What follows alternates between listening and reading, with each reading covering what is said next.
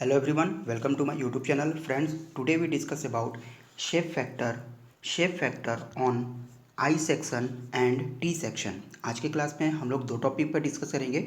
I section और T section का shape factor कैसे कैलकुलेट करते हैं। देखिए बहुत ही आसान टॉपिक है और डिप्लोमा JOT सिलेबस की अगर बात कर ले तो फाइनल एग्जाम में 6 सेमेस्टर में यहाँ से क्वेश्चन आपको ज़रूर पूछा जाता है। ठीक है, तो दो सेक्शन का हमने एक अलग से वीडियो बनाया, उसमें आपको एक सॉलिड सर्कुलर सेक्शन का और हॉलो सर्कुलर सेक्शन का दोनों का हमने शेप फैक्टर कैलकुलेट करके दिखाया कि कैसे होगा। अगर आपने वो वीडियो नहीं देखा है तो डिस्क्रिप्शन में लिंक है, उसे भी ज़रूर देख लें। यही चारों में से कोई एक क्वेश्चन रहेगा और ये फिक्स रहता ही रहता है। तो स्टार्ट करते हैं आज का क्लास। अगर आप चैनल पर नए हैं तो चैनल को ज़रूर सब्सक्राइब कर लें, क्योंकि ऐसे इन्फॉर्मेटिव वीडियो और भी आपको देखने को मिलेंगे। ठीक है, तो बात करते हैं शेप फैक्टर का। देखिए पहले वीडियो में हमने बता चुका है कि शेप फैक्टर होता क्या है और इसका फॉर्मूला कैसे जनरेट होता है। ठीक है, इस क्लास में हम लोग डिस्कस करेंगे how to calculate shape factor of I section and T section. तो पहले है आई सेक्शन, इसके बाद डिस्कस करेंगे टी सेक्शन का। फॉर्मूला वही रहेगा, फॉर्मूला चेंज नहीं होगा। इट मीन्स शेप फैक्टर बराबर ZP/Z plastic modulus divide by section modulus, और यही फॉर्मूला यहाँ भी रहने वाला है। यहाँ पर कैपिटल ए जो होता है एरिया ऑफ आई सेक्शन होगा और y1 y2 बार जो होगा ये सेंट्रोइडल डिस्टेंस हो जाएगा, जहाँ से सेक्शन को हम लोग कट करेंगे वहाँ से। जैसे इस आई सेक्शन को सपोज यहाँ पर इसका जो थिकनेस है, थिकनेस इसका लिख लेंगे, ये थिकनेस है 12 mm का। ठीक है, 12 mm का ये थिकनेस है, यहाँ पर लिखना भूल गए हैं। तो ये हो गया थिकनेस इसका। सपोज इस आई सेक्शन को हम यहाँ से एक्स एक्सिस के अलॉन्ग दो बराबर भागों में बांट लेते हैं, एक्स डैश में। ठीक है, तो जब ये भाग में बांट लेते ये हो गया टोटल हमारा ऊपर का पार्ट 1 और नीचे वाला हो गया ये पार्ट नंबर 2। तो इस पार्ट का टोटल का जो सेंट्रोइडल डिस्टेंस होगा वो कहलाएगा y/1, और इस जो नीचे वाले पार्ट है रिमेनिंग ये कहलाएगा y/2। यही y1 बार यही y2 बार का डिस्टेंस हमें वैल्यू कैलकुलेट करना है। कैसे करते हैं तो देखिए, इस आधे पार्ट का जो यहाँ पर है, ये जो आधा है इसका हम डायग्राम फिर से बनाते हैं। कैसे बनाते हैं देखिए, सपोज यहाँ से सेक्शन को कट किया हुआ है। ठीक है, तो आप ये रिमेनिंग सेक्शन को भूल जाइए, रिमेनिंग सेक्शन भूल जाइए। कहने का मतलब हाँ इतना ये पार्ट जो है, यहाँ से आपको ये पार्ट जो दिख रहा है ये आपका फर्स्ट पार्ट हो गया। सेकंड पार्ट इसी का मिरर इमेज नीचे बना है, जो हमने इसको यहाँ पर आपको अभी डिस्प्ले पर छिपाया हुआ है। तो इसका जो सेक्शन होगा, इसका जो सेंट्रोइडल डिस्टेंस होगा यही कहलाएगा y1 बार। और चूंकि साइमेट्री है यहाँ पर, दोनों एक दूसरे का मिरर इमेज है, तो y1 बार बराबर होगा किसके, y2 बार के। ठीक है, तो इस केस में हमको निकालना पड़ेगा y1 बार पहले, फिर निकालेंगे y2 बार। तो कहने का मतलब सेंट्रोइडल डिस्टेंस जब दो अलग अलग सेक्शन जुड़े हुए हों उस समय जब सेंट्रोइडल डिस्टेंस निकालते हैं तो उस समय जो फॉर्मूला बनता है वो क्या बनता है, a1y1 plus a2y2 divide by a1 plus a2। जहाँ पर ये a1y1 होगा क्या, तो देखिए यहाँ पर दो अलग अलग एरिया जुड़े हुए हैं। कौन एरिया जुड़ा है, तो एक एरिया हो गया ये आपका रेक्टेंगल जो हॉरिजॉन्टल पोजीशन में है, और एक है रेक्टेंगल यहाँ का जो ये वर्टिकल पोजीशन में यहाँ पर है। इन दोनों का ये ऊपर वाले का जो है ये एरिया स्मॉल a1 से डिनोट करते हैं, और जो नीचे वाला ये पार्ट है इसका एरिया हम a2 से डिनोट करते हैं। ठीक है, सिमिलरली इसका जो सेंट्रोइडल डिस्टेंस होगा, इस a1 का जो सेंट्रोइडल डिस्टेंस होगा वो y1 से होगा, और a2 का जो सेंट्रोइडल डिस्टेंस होगा वो y2 से डिनोट करेंगे। कहने का मतलब देखिए कुछ इस तरह का, यहाँ पर हमको निकालना है y1 बार। तो y1 बार का जो फॉर्मूला बनेगा, देखिए फॉर्मूला क्या बनेगा इसका, ये फॉर्मूला यहाँ पर लिख रखा है। यहाँ पर ये फॉर्मूला आपका है, यानी कि y1 बार और y2 बार दोनों ही सेम होगा, तो ये फॉर्मूला आपको यहाँ से यूज होना है। तो यहाँ पर a1 की वैल्यू क्या लिख सकते हैं, a1 देखिए, a1 इमेज में यहाँ से इसके सेक्शन को दो बराबर भागों में बांटा गया है, तो इस पार्ट को a1 मानते हैं और इस पार्ट को हम a2 मानते हैं। तो a1 का डिस्टेंस कितना हो जाएगा, ये टोटल डिस्टेंस 540 था, तो ये हाफ डिस्टेंस हो जाएगा कितना, 270। तो a1 का जो एरिया होगा ये हो जाएगा 270 इंटू में 12। ठीक है, 12 mm इसका ये थिकनेस है और इसका हाइट कितना है क्या, 270। सिमिलरली A2 कितना हो जाएगा, तो A2 का वैल्यू हो जाएगा, देखिए 250 है इसका लेंथ और 30 mm है इसका थिकनेस, तो 250 250 इंटू में 30, ये हो गया A1 और A2। बात करते हैं Y1 की वैल्यू। Y1 क्या होगा, अब A1 है तो इसके लिए Y1 इस रेक्टेंगल का इस एक्सिस के रिस्पेक्ट में हमको इसका CG कैलकुलेट करना है। तो इस रेक्टेंगल का CG कहाँ पर होगा, जितना इसका हाइट है उसका हाफ डिस्टेंस पर, यानी कि Y1 हो जाएगा 270 डिवाइडेड बाई 2। अब Y2 क्या होगा, देखिए इस CG के रिस्पेक्ट में ऊपर की तरफ में जा रहे हैं, तो यहीं से यहाँ से इसका डिस्टेंस, इस एक्सिस से इसका डिस्टेंस नापना होगा, तो यहाँ तक 270 हो जाएगा और बाकी जो बचा हुआ है वो 30/2, यानी Y2 बराबर यहाँ पर हो जाएगा 270 प्लस 30 है तो 30 डिवाइडेड बाई 2। इन चारों वैल्यू को A1 A2 Y1 Y2 को इस फॉर्मूला में पुट करना है और पुट करने के बाद वैल्यू कैलकुलेट करना है। तो आप लोग ये फॉर्मूला में वैल्यू को पुट कीजिए और वैल्यू निकालिए।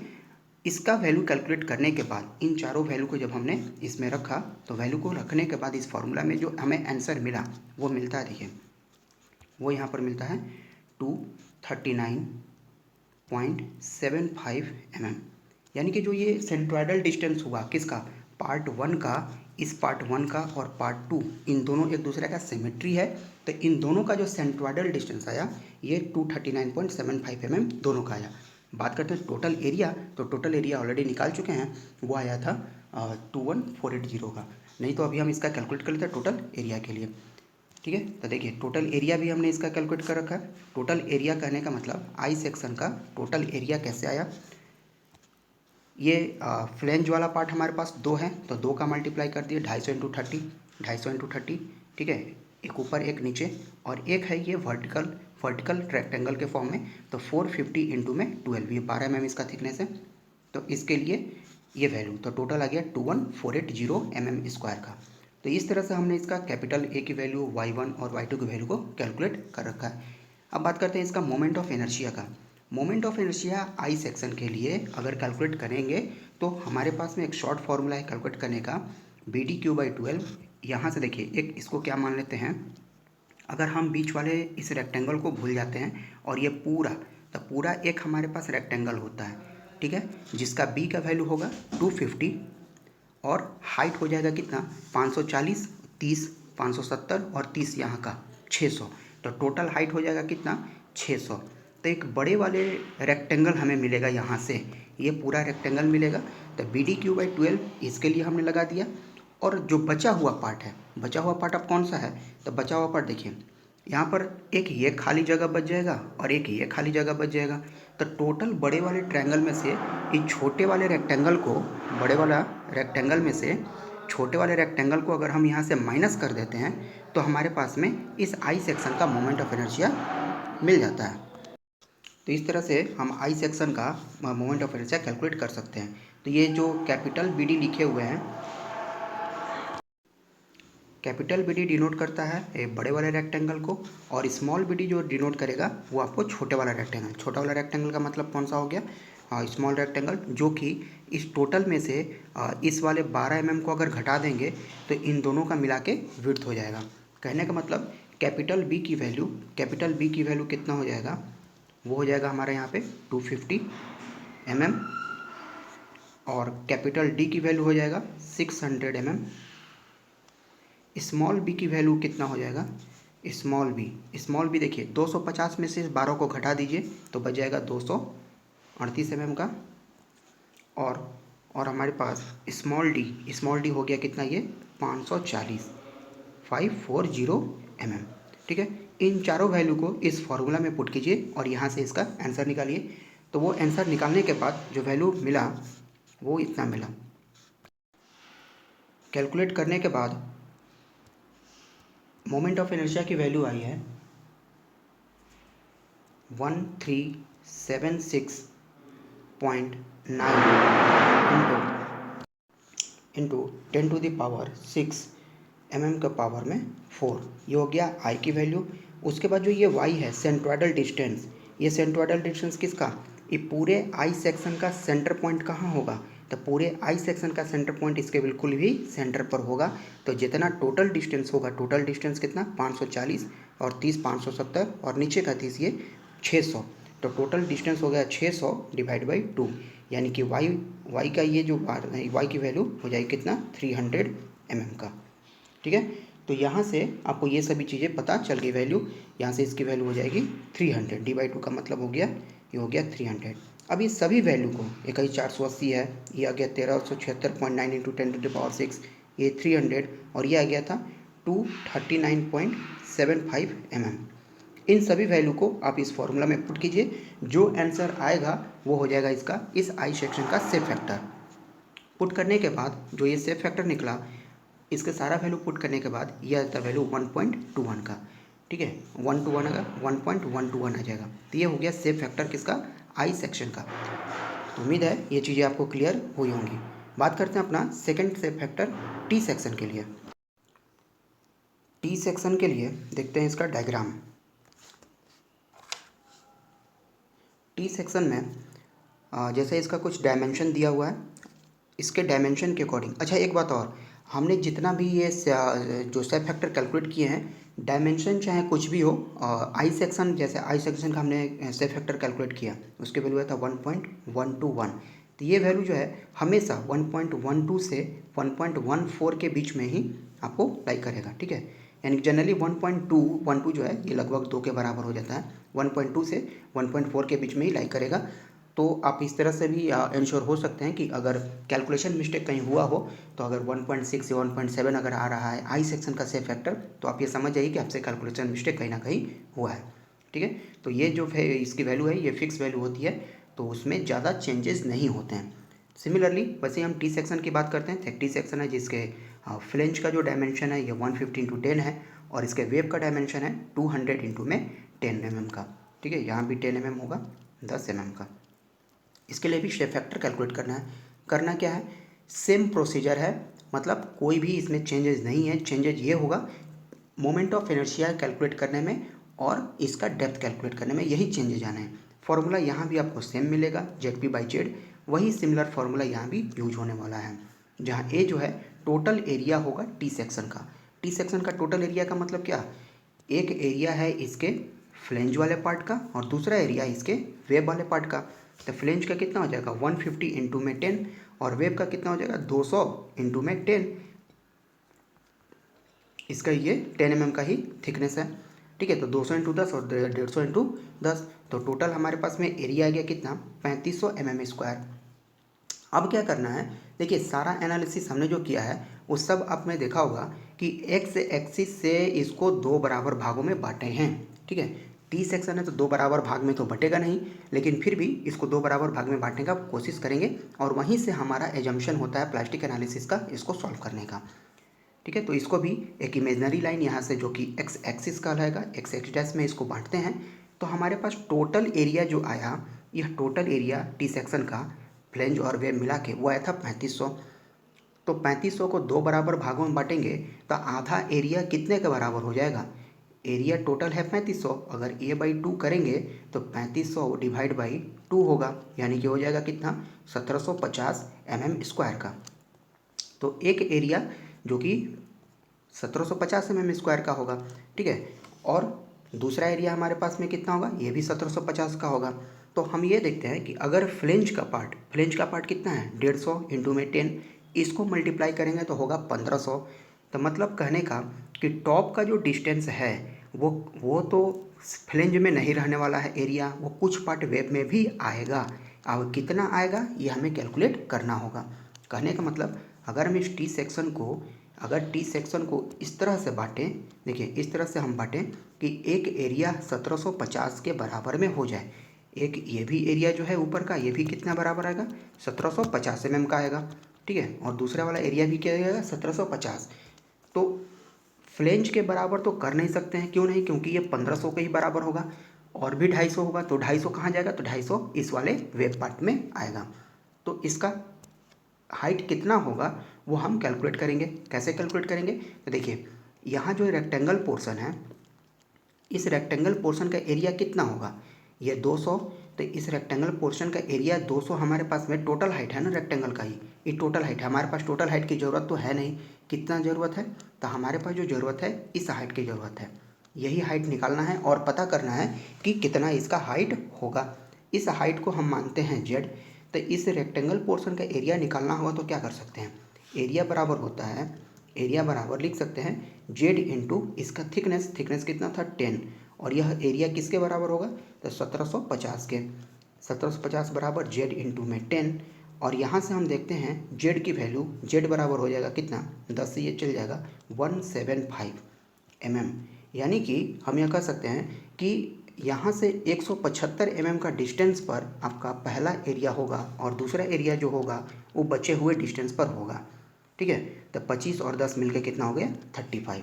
तो टोटल हम ये कह सकते हैं कि यहाँ से जो दो बराबर भागों में हम एरिया बांटे हैं, वह बांटे हैं, तो इसका कितना पर आएगा, क्लियर के तो कितना पर आएगा ये, तो 175 mm यहाँ से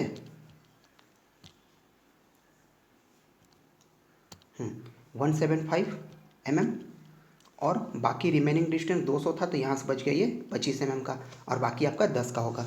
ऐसा क्यों किया गया है, अब ऐसा इसलिए किया गया कि अब जो आपका ये एरिया बना, ध्यान से देखेंगे, ये ऊपर का एरिया ये आपका हो गया एरिया नंबर 1, इसका हमें डिस्टेंस निकालना होगा y1 बार, और जो नीचे वाला ये एरिया बचा ये होगा डिस्टेंस नंबर 2 y2 बार। यहाँ y1 बार y2 बार सेम नहीं होने वाले हैं, बाकी जितना भी हमने केसेज किया ये दोनों में सेम थे, यहाँ पर डिफरेंट होंगे। क्यों होंगे, क्योंकि y1 बार के लिए यहाँ पर दो अलग अलग सेक्शन अटैच हैं और y2 बार के लिए एक ही सेक्शन है यहाँ पर, तो इसलिए इन दोनों को हम कैलकुलेट करेंगे। तो देखते हैं y1 बार कितना होगा। देखिए मानिए यह डिस्टेंस इतना है, जिससे ये हाइट आपको कितना था 25, और ऊपर का हाइट है ये 10 mm का। तो जब दो अलग अलग एरिया जुड़े हुए हों और उनका सम्मिलित रूप से न्यूट्रल एक्सिस अगर फाइंड करना है डेप्थ, तो फॉर्मूला हमारे पास में होता था क्या, a1y1 plus a2y2 divide by a1 plus a2, ये फार्मूला होता था। ठीक है, इस फार्मूला में a1 की वैल्यू कितना हो जाएगा, a1 बराबर, अब देखिए यहाँ पर a1 जो आप मानेंगे वो डिपेंड करता है किस एरिया को आप यहाँ से कैलकुलेट करते हैं। तो a1 हम यहाँ से कैलकुलेट करते हैं, ये ऊपर वाले पार्ट को यहाँ से इसको हम a1 मानते हैं और इस वाले पार्ट को a2 कंसीडर करते हैं। a1 का एरिया कितना हो जाएगा, तो 150 इंटू में 10, ठीक है, और a2 का वैल्यू कितना हो जाएगा, तो a2 हो गया आपका देखिए 25, ये हो गया 25 इंटू में कितना है इसका 10, तो 10 इंटू में 25 इसका एरिया हो जाएगा। अब y1 की बात करते हैं, y1 कितना होगा, तो y1 की वैल्यू देखिए ये 10 है ऊपर से, ठीक है, तो ऊपर से इसका डिस्टेंस हम नापेंगे तो a1 इसको मान, तो y1 यहीं से होगा, तो ये बिल्कुल जितना टोटल डिस्टेंस है उसका डिवाइड बाई 2 यानी 10/2 पे हो जाएगा, और y2 की वैल्यू यहाँ पर कितना होगा, तो ये टोटल डिस्टेंस को ऐड करते हुए 10 प्लस और ये बचा हुआ है 25/2, ये चारों वैल्यू को यानी 1500 और ये 250, ये 5 और यहाँ पर हो जाएगा 25/2, 12.5 और 10, 22.5, इन सभी वैल्यू को इस इक्वेशन में पुट कीजिए, और पुट करने के बाद जो आंसर मिलेगा ये हो जाएगा पहले सेक्शन का सेंट्रोइडल डिस्टेंस। ठीक है, ध्यान से समझने की ज़रूरत है, यहाँ पर जो सेक्शन अलग हुए हैं वो अलग हुए सेक्शन में दो सेक्शन अलग अलग अटैच थे, इसलिए सेंट्रोइडल डिस्टेंस ये कंबाइंड फार्मूला का यूज यहाँ पर हुआ है। जब इन चारों वैल्यू को यहाँ पर पुट कर देते हैं तो ये इसको कैलकुलेशन करने के बाद जो वैल्यू आया वो आता है 27.5 mm। आप स्वयं से भी कैलकुलेट करके इसको क्रॉस चेक कर सकते हैं। ठीक है, तो यहाँ से ये वैल्यू आपको मिल जाता है 27.5 mm। अब बात करते हैं, ये तो y1 बार हो गया, y2 बार कितना होगा, y2 बार का मतलब, y2 बार देखिए y2 बार कहीं से यहाँ का डिस्टेंस हुआ होगा, यही का डिस्टेंस हमने लिया था 175 हुआ था, तो y2 बार का मतलब कितना हो जाएगा, ये जितना डिस्टेंस है इसका सेंट्रोइडल कहाँ होगा, इसके कहीं सेंटर पॉइंट पे होगा, तो यहाँ पर y2 बार का मतलब हो गया 175/2, ये हो गया आपका y2 बार का डिस्टेंस। तो मतलब कहने का यहाँ से जो हमने ये वैल्यू यहाँ पर कैलकुलेट कर रखा है, तो यहाँ पर हम लिख सकते हैं y1 बार का मतलब हो गया 27.5 mm और y2 बार हो गया 87.5 mm। यहाँ से आप इसका स्क्रीनशॉट ले सकते हैं, या फिर नोट्स अगर बना रहे हैं तो यहाँ से आप इस चीज़ को मेंशन कर सकते हैं। अब बात करते हैं, ये हो गया आपका ऊपर वाले सेक्शन का। अब बात करते हैं टोटल टी सेक्शन का। टोटल टी सेक्शन यानी पूरे टी सेक्शन का अब हमको कैलकुलेट करना होगा, यहाँ पर आई की वैल्यू एंड कैलकुलेट करना होगा वाई की वैल्यू। पूरे सेक्शन का मोमेंट ऑफ इनर्शिया कितना होगा और इसका सेंट्रोइडल डिस्टेंस कहाँ पर होगा। ठीक है। तो मोमेंट ऑफ इनर्शिया कैलकुलेट करने के लिए यहाँ पर फार्मूला यूज होगा। कौन सा यूज होगा? तो देखिए यहाँ पर एक फार्मूला यूज होता है जब दो अलग अलग सेक्शन जुड़े हों आपस में और उनका सम्मिलित रूप से मोमेंट ऑफ इनर्शिया कैलकुलेट करना हो तो आपको ये यूज करना पड़ता है आई प्लस एच स्क्वायर। एक होगा फ्लेंज के लिए और दूसरा होगा वेव के लिए। जहाँ आई जो है मोमेंट ऑफ इनर्शिया फ्लेंज वाले पार्ट का यूज होगा, यहाँ पर मोमेंट ऑफ इनर्शिया वेव वाले पार्ट का यूज होगा। एरिया फ्लेंज का और हाइट जो होगा सेंट्रोइडल डिस्टेंस से उसके वेव फ्लेंज का, यहाँ भी एरिया आपका वेव का और सेंट्रोइडल डिस्टेंस से उसका हाइट जो होगा एच का होगा। कहने का मतलब कि आपको जब आई की वैल्यू यूज करेंगे फ्लेंज के लिए, देखिए आई प्लस एच स्क्वायर में आई के जगह पर कितना हो जाएगा, आई है फ्लेंज का अगर पार्ट यूज कर रहे हैं तो इसका मोमेंट ऑफ इनर्शिया क्या होता है BD/12। बी के जगह यूज करेंगे 150 और डी के जगह यूज होगा 10, यानी कि आई के जगह हो जाएगा 150 इंटू 10 क्यूब बट्टा में 12।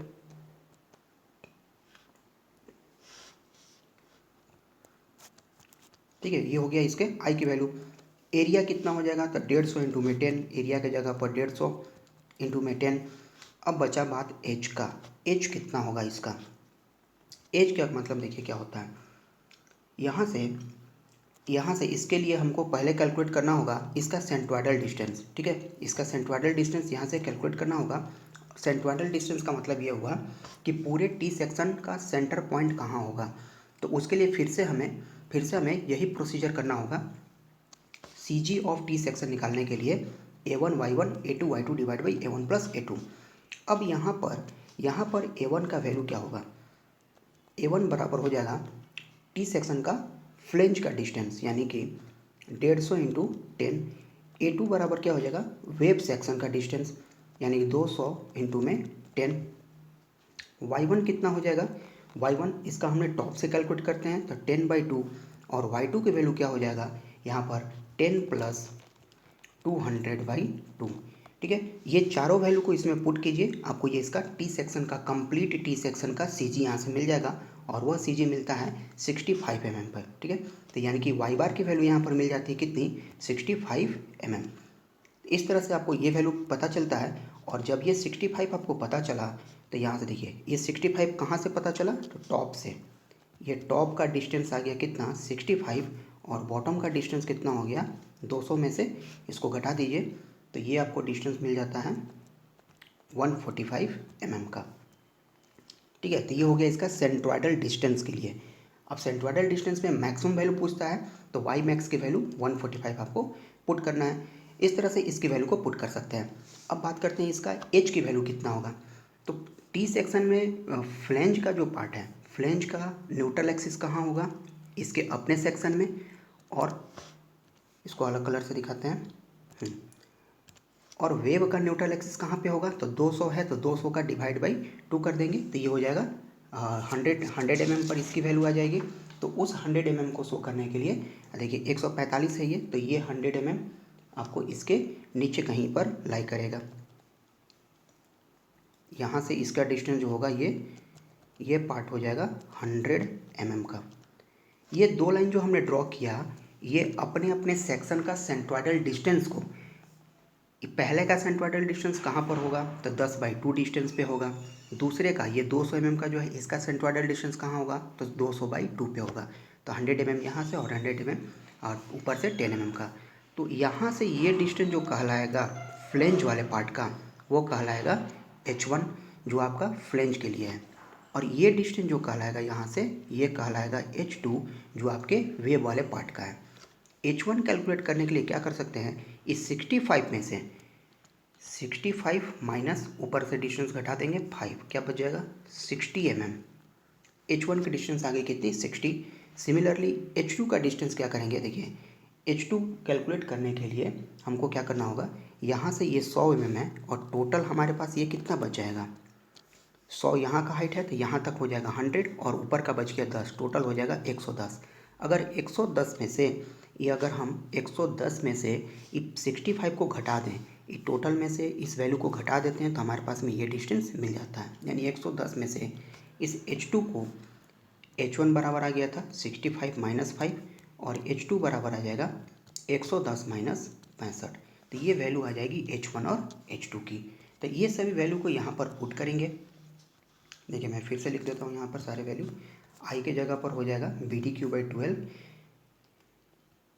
BDQ/12 प्लस एरिया हो गया 150 इंटू में 10, और H की जगह हो जाएगा 65 - 5 का स्क्वायर प्लस, ठीक है, ये पहला सेक्शन का। दूसरा सेक्शन के लिए भी फिर से BDQ/12 प्लस एरिया की जगह पर हो जाएगा, ये प्लस नहीं यहाँ पर मल्टीप्लाई का साइन है, एरिया की जगह हो जाएगा 200 इंटू में 12 और 110 माइनस 65 का स्क्वायर।